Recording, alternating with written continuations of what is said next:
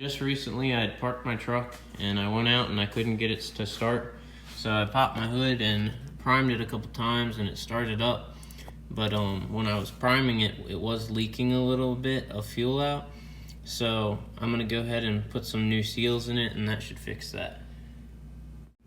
This is the kit I bought. I got it at AutoZone. It was about $25. So I got both fuel lines off.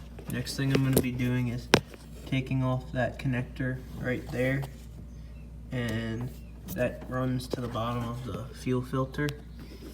And then I'm gonna be removing this wire here and popping this off.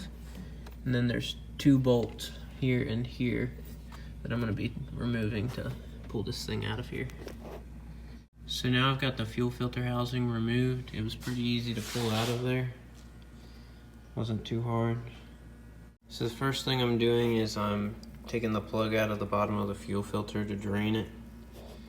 Now I've got the fuel filter removed and I'm going to be taking the screws out of the primer and removing that. The primer cap removed, I'm going to be taking this spring out and pulling this off. Taking the bleeder screw out. Got the fuel filter turned over now and I'm going to be taking these 2 screws out.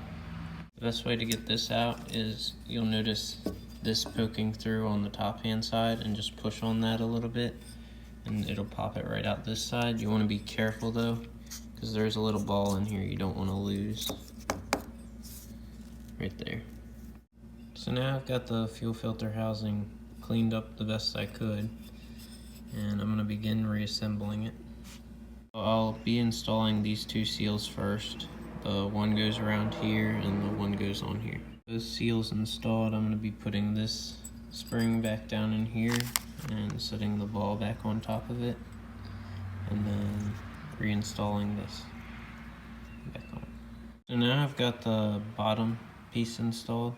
Next seal I installed was this seal where the plunger goes, and then I cleaned this up a little bit and I'm going to be installing these 2 seals. So here's what it looks like when you have the seals installed on the plunger. You're going to want the gap on the back of both of them to be facing outward and point the solid sides inwards toward each other. So now we got the spring installed. We're going to put the plunger down on it and then put this piece back on and then screw 2 of the screws in and leave this one out over here, because that's where a ground wire connects when you put it back on the truck. Next I'm going to be putting the bleeder screw back in. I got the seal installed on that. So I put the old fuel filter back on it. It didn't have many miles put on it since I replaced it, so I just went ahead and used it again. And the rest of it's put back together and the bottom is tightened up too, and so I'm going to be installing it now. Now I've got everything back installed. I'm just going to take the bleeder screw out and pump the plunger until I get fuel coming out of it.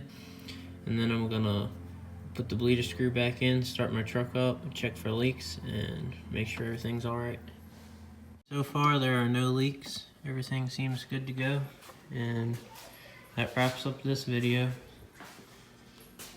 Like and subscribe. Thank you.